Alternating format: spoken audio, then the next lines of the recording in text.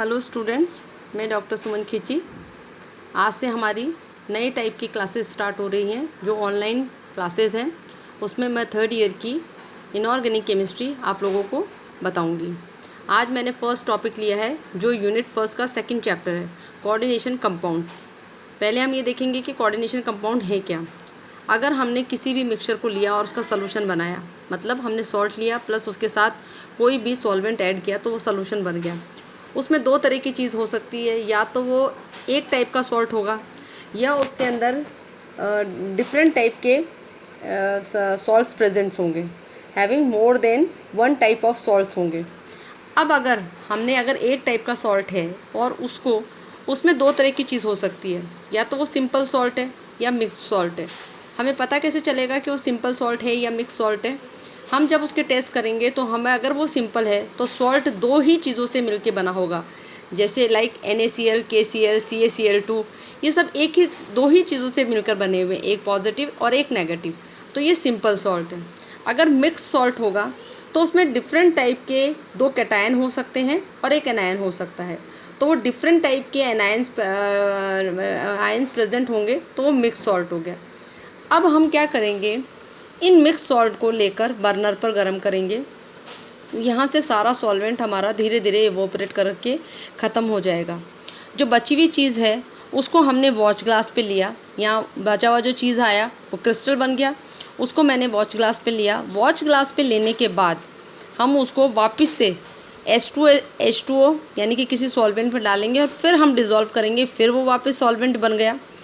अब हम इसका बिहेवियर चेक करेंगे तो ये दो चीज़ें हो सकती हैं, या तो वो डबल सॉल्ट होगा जैसा कि हमने यहाँ पढ़ा था, और या फिर वो कोऑर्डिनेशन कंपाउंड होगा जो हमारे थर्ड ईयर की केमिस्ट्री में है, इनऑर्गेनिक में। तो अब हमें बेसिकली, अगर हम जहाँ से भी इसको स्टार्ट करते हैं तो बेसिकली हमारे पास तीन तरह की चीज़ हो गई। फर्स्ट केवल एक सॉल्ट है, सेकंड मिक्स सॉल्ट है जिसे कि हम डबल सॉल्ट बोलते हैं, और थर्ड कोऑर्डिनेशन कंपाउंड। ये जो कोऑर्डिनेशन कंपाउंड है ये काफ़ी हद तक हमारे मिक्स सॉल्ट की जैसे बिहेव करते हैं। तो अगर हम ये देखें difference between in double salt and coordination compound, हमें कैसे पता चलेगा कि कौन सा डबल सॉल्ट है, कौन सा कोऑर्डिनेशन कंपाउंड है? तो इसके लिए हम क्या करेंगे, जो अपनी पहचान केवल सॉलिड में ही रखते हैं, सॉल्यूशन में नहीं अपनी पहचान खो देते हैं, वे सभी आयन में टूट जाएंगे और इनका टेस्ट देंगे जिनसे मिलकर ये बने हुए हैं। अगर आपका कोई भी चीज़ डबल सॉल्ट है और आपने जैसे ही उसे यहाँ पानी में डाला, उस कंडीशन में उसमें प्रेजेंट जितने भी आयन्स हैं वो डबल सॉल्ट टूट जाएगा, जितने उसमें प्रेजेंट आयन हैं उन सब का टेस्ट देगा। लाइक दिस, यहाँ पर उसके पास जितने भी आयन हैं वो सब का टेस्ट देगा, K का भी देगा, SO4 का भी देगा, एल्यूमिनियम का भी देगा। तीन तरह के सॉल्ट्स का उसने टेस्ट दिया। यहाँ पर अगर मैं इसको कार्बोनाइट का सेट देखूँ तो K का देगा, Cl का देगा, Mg का भी देगा। इन तीन तरह के सॉल्ट्स का दे रहा है। मोर सॉल्ट की बात करें तो Fe का देगा, सल्फेट का देगा, अमोनिया का देगा। इस तरीके से हर एक डबल सॉल्ट पानी में डालने के बाद अपनी पहचान खो देता है और वो टेस्ट इंडिविजुअल आयन का देना स्टार्ट कर देता है। जबकि कोऑर्डिनेशन कंपाउंड्स में क्या होता है, वो मॉलिक्यूल कंपाउंड जो अपनी पहचान आइडेंटिटी सॉलिड सॉल्यूशन और सॉलिड्स में भी, सॉल्यूशन में भी, मॉल्टन में भी, यानी कि पिघली हुई अवस्था, तीनों में अपनी पहचान को बनाए रखते हैं। ये उनका टेस्ट नहीं देंगे जिनसे कि मिलकर ये बने हैं, बल्कि न्यू टाइप का टेस्ट देंगे। हालांकि होना ये चाहिए कि अगर इसमें जो आयन प्रेजेंट है ये उनका सबका टेस्ट देना चाहिए, पर क्योंकि ये कोऑर्डिनेशन में असेंबली एक अलग तरीके की चीज़ बन चुकी है, तो ये जो टेस्ट देंगे उसको हम बोलेंगे कॉम्प्लेक्स आयन टेस्ट। ये कुछ इस तरीके का टेस्ट देंगे जो इनसे बिल्कुल डिफरेंट है। तो हमारी फर्स्ट नंबर की चीज़ हो गई सॉल्ट, जो केवल दो चीज़ों का टेस्ट दे रही है। सेकंड हो गई मिक्स सॉल्ट या डबल सॉल्ट, इनमें जितने आयन हैं उन सब का टेस्ट दे रही है। और थर्ड हो गई हमारी कंपाउंड, कोऑर्डिनेशन कंपाउंड्स, जो अपने अलग तरीके का टेस्ट देते हैं, जिनको कि हम कॉम्प्लेक्स आयन टेस्ट बोलेंगे, राइट। अब इसके बाद अगर हम देखें, हमने फिर से कोई सोल्यूशन में हमने सोल्यूशन इस बार अमोनिया का बनाया है, बर्नर लिया, हमने उसको गर्म किया, तो हमने यहाँ NiCl2 इसके अंदर डाला जो ग्रीन कलर का होता है। NiCl2 को मैंने अमोनिया के साथ डाला। फिर क्या हुआ, क्योंकि अगर मेरा डबल सॉल्ट बनता तो मुझे Na का टेस्ट मिलना चाहिए था। यहाँ Na+2 आयन प्रेजेंट है, फिर मैंने अगर इसको अमोनिया के साथ गर्म किया तो कोई चीज़ आई, वो चीज़ को मैंने क्रिस्टल बोला। थोड़ी देर बाद मैंने इसको सॉल्वेंट हटा दिया, अमोनिया के साथ NaCl2 की रिएक्शन हो गई और ये जो इसका ग्रीन कलर था ये कन्वर्ट होके ब्लू कलर में आ गया।